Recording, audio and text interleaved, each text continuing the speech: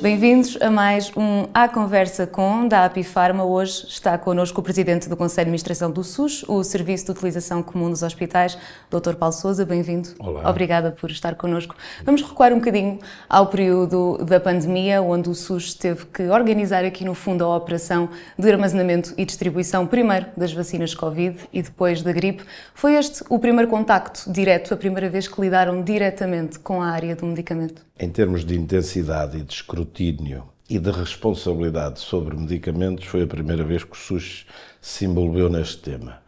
O SUS existe há quase 60 anos e, portanto, nos hospitais nós tropeçamos diariamente nos medicamentos. Mas com esta intensidade, com este escrutínio que o Covid nos trouxe, ou a pandemia nos trouxe, foi a primeira vez que nós assumimos a responsabilidade sobre medicamentos desta natureza. E nessa altura, qual é que foi o grande desafio de organizar uma operação desta dimensão, seja no armazenamento, seja na distribuição de vacinas? O desafio principal era a incerteza da pandemia, a incerteza do vírus, e a incerteza de quando chegaria a vacina e que exigências é que ela traria com ela. Portanto, a escolha do SUS para esta missão teve um pouco a ver com a interação que o SUS faz com o Ministério da Saúde e com a preocupação que a pandemia nos trouxe.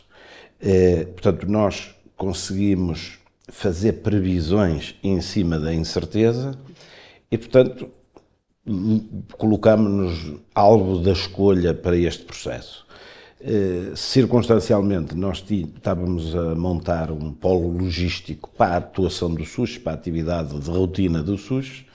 Este polo logístico tinha câmaras de frio de grande dimensão e, portanto, achamos que naquela altura não era a altura da rotina do SUS absorver esta nova infraestrutura. E também, à volta dela, colocámos à disposição do Ministério da Saúde.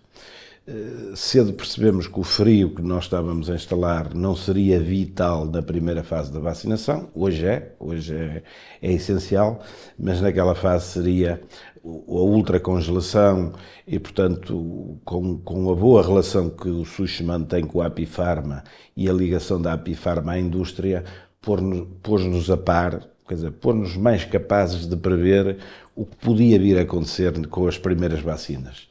E, de facto, nós, naquela altura, éramos os únicos com capacidade de ultracongelação para as vacinas que apareceram, que a indústria produziu e que a Europa nos colocou cá. E, portanto, foi um bocadinho isto. Podemos dizer que, genericamente, agora ao fim destes anos, correu bem a operação? Sim, agora é fácil, agora está a correr bem.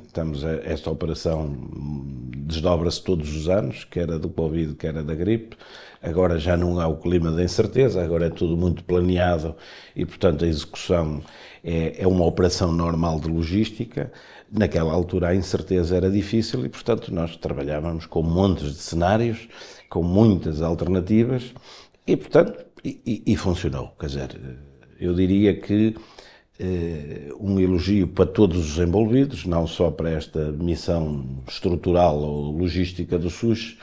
O último relatório do Tribunal de Contas sobre o processo de vacinação, a task force, etc., dá recomendações a muitas instituições. Nós não fomos alvos de recomendação e fomos alvos de alguns elogios, assim como outras instituições do Ministério da Saúde.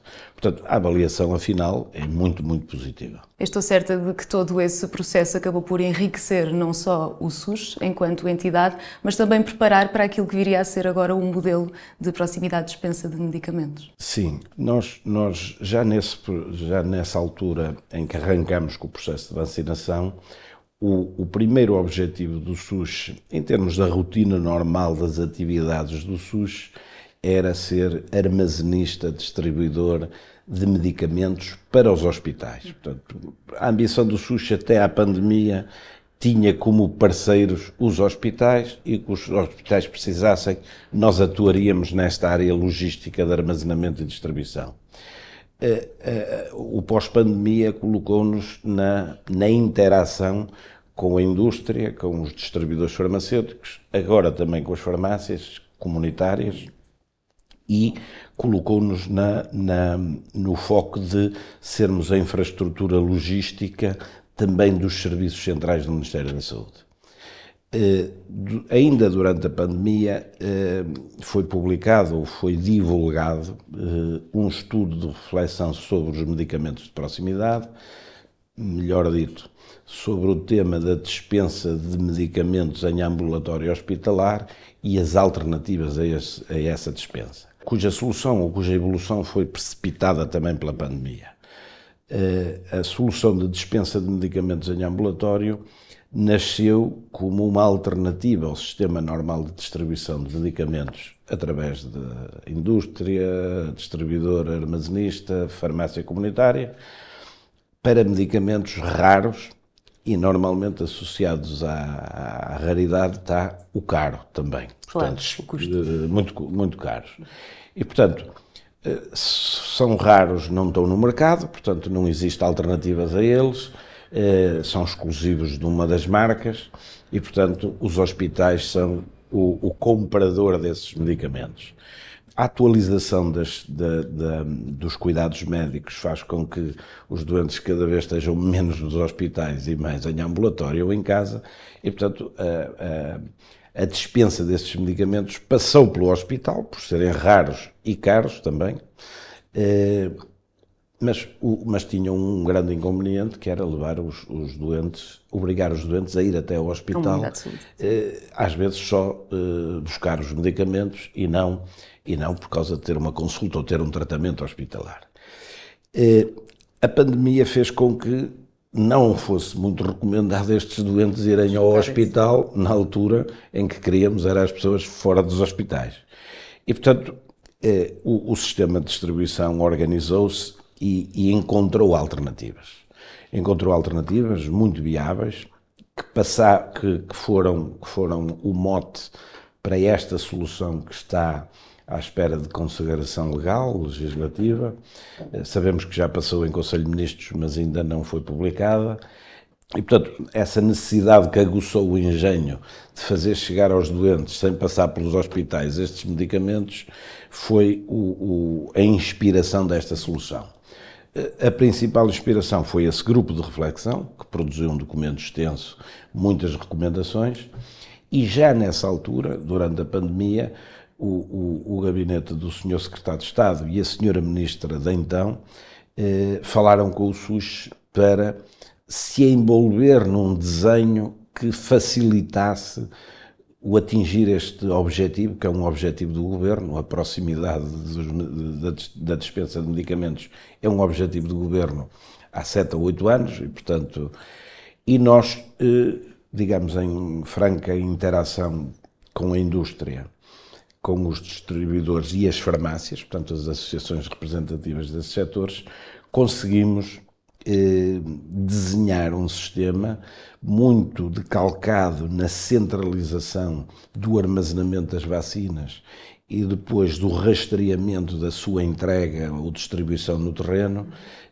para os medicamentos de proximidade. E, portanto, foi assim que nos posicionamos, quer dizer, e o sucesso da vacinação ou da função que o SUS assumiu no processo da vacinação tornou o SUS credível para operacionalizar também naquilo que sabe fazer bem, armazenar e distribuir e rastrear este processo todo, colocou-nos numa posição credível para podermos vir a assumir, como esperamos, muito rapidamente este processo, esta missão na dispensa de medicamentos em proximidade. E em todo esse processo, com todos os agentes que acabou de elencar, o que é que foi mais desafiante em termos de gestão? Foi mesmo a componente logística ou alguma burocracia também? O desafiante, ou eu diria até o apaixonante neste processo foi mesmo, quer dizer, pensar que se nós temos aqui no processo de organização das tarefas ou das instituições,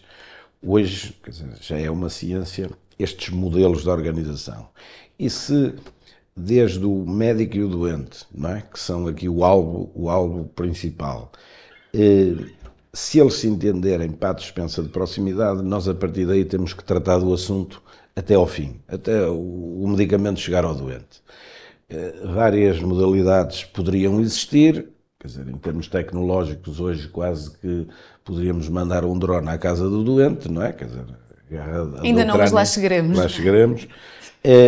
Mas, quer dizer, se pensarmos que a segurança dos medicamentos, as exigências clínicas, etc., tenha neste momento a indústria a pensar nelas, os distribuidores farmacêuticos a pensar nisso, o SUS, neste caso, com o armazém e a distribuição, a pensar nisso, a SPMS, com a questão da prescrição eletrónica, a rastrear este processo todo, e as farmácias comunitárias, que têm uma proximidade a todos os doentes bastante maior do que os próprios hospitais e centros de saúde. Portanto, o desafiante foi mesmo aproveitar o que estes todos fazem bem e, em cima dessa sinergia, metermos mais este desafio. E, portanto, o desafio foi mesmo esse, quer dizer, não criar um sistema todo novo, aproveitar tudo o que existe, usando cada um naquilo que faz de melhor e, portanto, e atingir o objetivo com um resultado, diria, equilibrado em termos de custo e com o objetivo atingido. Não é? Falava dessa sinergia que tem que existir, é quase como se fosse uma equipa multidisciplinar. Como é que foi o diálogo e a relação desde o início do processo até agora que está prestes a entrar em vigor, primeiro com a indústria farmacêutica e depois com a distribuição? Foi sempre bom. Portanto, os representantes do setor, as associações, foi sempre bom e aqui muito sem nenhuma intenção de engrandecer, muito facilitada pela relação que já existia entre o SUS e a Apifarma. O SUS e a Apifarma têm algumas relações institucionais boas há muito tempo e a Apifarma depois tem boas relações com todas as outras associações. E, portanto, o facilitador foi mesmo a Apifarma que nos ajudou a mediar o contacto quer com as associações dos distribuidores, quer com a Associação das Farmácias e, portanto, também mediado, também tutelado pelo gabinete do Secretário de Estado e do atual Ministério, no atual Ministério até mesmo pelo atual Ministro, e portanto isso agiliza e facilita. Foi sempre muito bom e pronto, e agora esperamos a consagração legal para ir à operação. Portanto, até aqui foi desenho Não há ainda uma data concreta para o arranque oficial? Digamos, o Ministério fez o anúncio de que seria o último trimestre do ano, que estamos quase a entrar, que seriam os primeiros 90 dias de preparação, digamos, dos processos técnicos que é preciso ter, muitos processos tecnológicos, portanto, a prescrição eletrónica hospitalar vai ser criada pela SPMS especificamente para estes processos, e, portanto, tem aqui um período de 90 dias que seria o período do arranque e, portanto, para a operação em pleno durante o próximo ano. Mas podemos dizer que está tudo preparado já? Eu penso que está tudo preparado. Em outubro também tinha... Falta a publicação legal. A publicação. Portanto, sem essa nós Mas da vossa parte está tudo... Da nossa parte está tudo preparado. Portanto, tínhamos a intenção de, com os outros parceiros, fazer uma experiência já a partir destes primeiros 90 dias. É importante realçar aqui que nós, durante a pandemia, portanto, foram encontradas soluções que foram motivadoras para esta solução, que não são replicáveis no não-pandemia, portanto, tiveram enquadramentos legais não replicáveis agora, mas que ainda estão a existir. E, portanto, essas, pelo menos, nós, com a consagração legal, operacionalizávamos-las com consagração legal agora e eventualmente alargar mais alguns doentes. Eu acredito que haja algum interesse das associações dos doentes, dos próprios doentes individualmente, logo que conheçam o processo, a começar a aderir. O universo de doentes que hoje está a ter medicamentos em proximidade para o universo total é muito pequeno ainda, é baixo e, portanto... Mas, como dizia, este já é um objetivo do Governo há cerca de 7, 8 anos. Sim. E antes deste também, além da pandemia, tivemos outros projetos pilotos já em articulação com alguns hospitais, por exemplo, aqui da zona de Lisboa, já para a dispensa em proximidade de terapêutica, por exemplo, antirretroviral. Sim. Para os portadores de VIH-Sida. Foi também um bom início de preparação para esta situação. esses retrovirais e o VIH-Sida são exemplos de dispensa em ambulatório hospitalar que com a pandemia foram empurrados para a proximidade, ainda não a proximidade consagrada. E funciona muito bem. Eles não são replicáveis porque a consagração legal desta dispensa só com este documento é que está feita. Mas, como houve despachos de emergência naquela altura, o alongamento das boas práticas é desejável e, portanto, continuam, não é? Quer aqui em Lisboa, quer no resto do país, há vários hospitais, a fazer chegar a farmácias comunitárias onde os doentes se habituaram durante a pandemia a ser recebida a medicação. Antes de avançarmos para perceber quantos utentes é que este novo modelo vai abranger, não querendo fugir muito ao assunto que estávamos a falar há pouco, em que estávamos a falar das sinergias e dos vários parceiros, em outubro passado disse à Apifarma que gostava que o SUS fosse, no fundo, o elo de ligação entre os vários players do mercado. Quase um ano depois, já podemos fazer um balanço? Já é credível dizer que conseguiram atingir essa ambição e esse objetivo? Eu penso que já está mais ou menos consagrado, em teoria, portanto, entre os players que têm que atuar neste setor, indústria, farmácias, distribuidores e SUS, o posicionamento desta centralização da armazenagem e da centralização da informação. Portanto, a nossa ambição a seguir, nascida com a vacinação do Covid, teve muito a ver com a centralização física e a distribuição física das vacinas, mas também a rastreabilidade em informação de toda esta tarefa. Quantas chegaram, quantas farmacêuticas nos entregaram vacinas, quantas vacinas nós distribuímos pelos centros de saúde e a cada centro de saúde, quantas recolhemos. Portanto, o repositório de cada frasquinho, não é de cada dose, mas é de cada frasco, foi feito pelo SUS e mantém-se hoje no SUS completamente seguro e integral. Um dos motivos do elogio do relatório do Tribunal de Contas tem a ver um pouco com isso, quer dizer, o SUS conseguiu, através da logística física, não só centralizar o produto, as vacinas, como a informação toda delas. Portanto, nós temos o ADN de cada frasquinho, não é? Que não temos aquilo que não podemos ter, que é o doente que tomou daquele frasquinho, mas sabemos qual foi o centro de saúde, a hora a que chegou, etc. E, portanto, o elo de ligação entre estes players todos, que centraliza, quer fisicamente, os medicamentos da proximidade, neste caso, e a informação sobre cada prescrição de proximidade e cada destino das embalagens para cada uma das farmácias, é o que faz o SUS ser indispensável neste processo. Porque cada um dos players não consegue ler o processo transversal. E, portanto, essa é a nossa ambição e, portanto, eu diria que na prática já existe nas vacinas, agora terá que passar para os medicamentos de dispensa hospitalar em ambulatório, através da proximidade, assim ele arranca, não é? E por falar nisso, durante a pandemia estima-se que cerca de 12 mil pessoas tenham sido abrangidas por essa, ou foram mais? Foram mais. O inquérito feito, quer pelo Infarmed, quer pela ACSS, aproxima os números entre 25 a 30 mil doentes que aproveitaram soluções de proximidade. Qualquer coisa como 12 mil a 15 mil foram os doentes que optaram por farmácias comunitárias e que eu julgo que ainda hoje se mantêm, pelo menos os das farmácias comunitárias, porque os outros sistemas dependiam mais da ação do hospital e, portanto, não havendo pandemia, se calhar o hospital deixou de entregar ao domicílio ou algo e, portanto, pode ter recuado um pouco, mas os das farmácias comunitárias julgo que ainda vai continuar a ser o modelo preferencial da maioria dos utentes? Nós achamos que vai depender muito da estratégia de comunicação deste sistema e vai depender muito do sucesso do seu arranque, não é?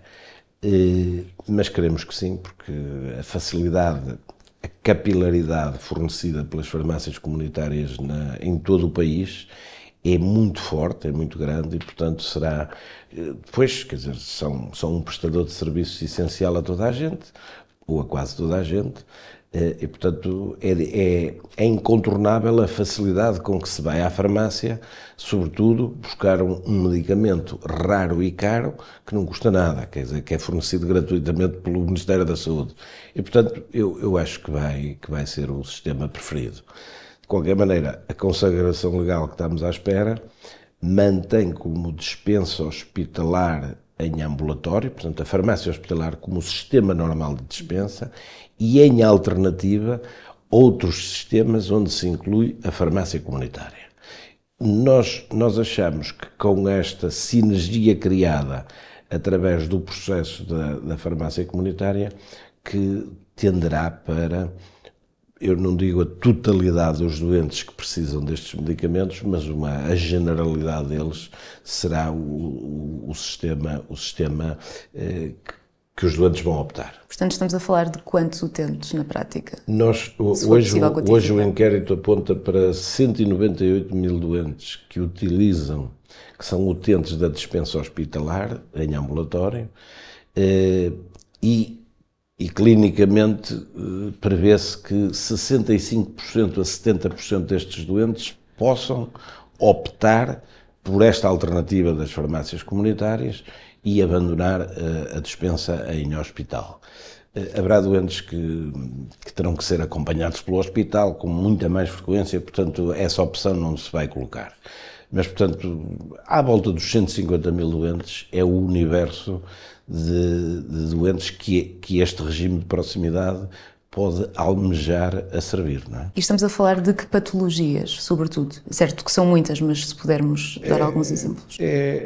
As patologias reumatológicas, HIV-Sida, oncológicas, doenças cujo desenvolvimento científico aprovou medicamentos raros e caros. Portanto, e normalmente crónicos, não é? Portanto, doentes crónicos, doentes que regularmente precisam de tomar estes medicamentos. Falando agora das unidades locais de saúde, até porque são um assunto na ordem do dia, espera-se que haja em 2024 uma expansão a todo o território continental, das atuais 8 para mais 31. Que diferença é que fará ou que impacto poderá ter também neste modelo de dispensa em proximidade? Bom, as unidades locais de saúde são uma maneira de organizar a saúde e a prestação de cuidados de saúde um bocadinho mais concentrada, mas, no fundo, concentrando unidades que já existiam. Centros de saúde, ACES, hospitais, em menos administrações ou em menos direções. Neste aspecto, quer dizer, eu acho que a proximidade pode ser muito completada por esta forma de organização, e pode ser reforçada pelas ULS.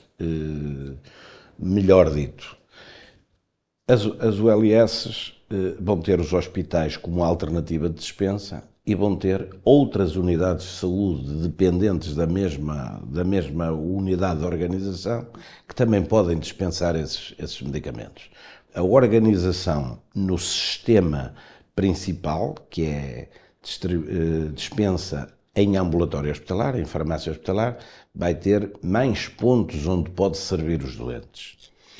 Por outro lado, ela pode ser reforçada neste sistema das farmácias comunitárias, porque as ULS e os hospitais poderão ter a vida facilitada, porque a dispensa através da farmácia hospitalar dá trabalho, tem custos e traz responsabilidade.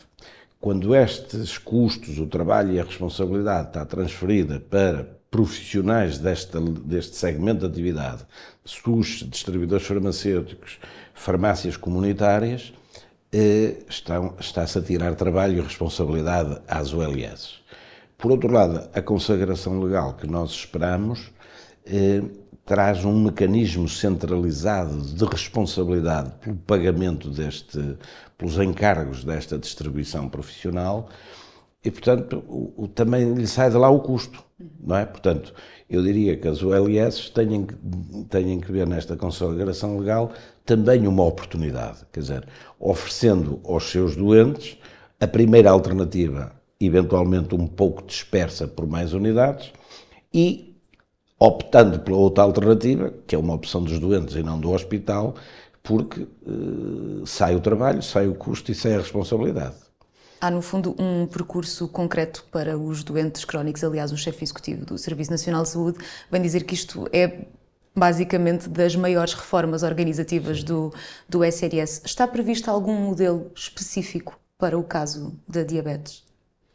Sim, na diabetes saiu um diploma, saiu um despacho do gabinete do Ministro da Saúde, recentemente, em junho, é o despacho número 6.440, que introduz também um objetivo político, um objetivo de governação, que tem a ver com os diabetes, com os doentes crónicos da diabetes, ou um tipo desses doentes, lá muito bem específico.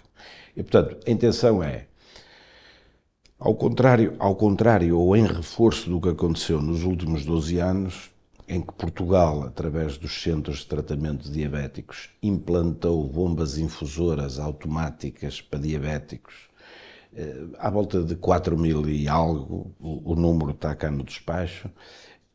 Este despacho fixa um objetivo de, este ano de 2023, 24 e 25, implantar 15.000 bombas.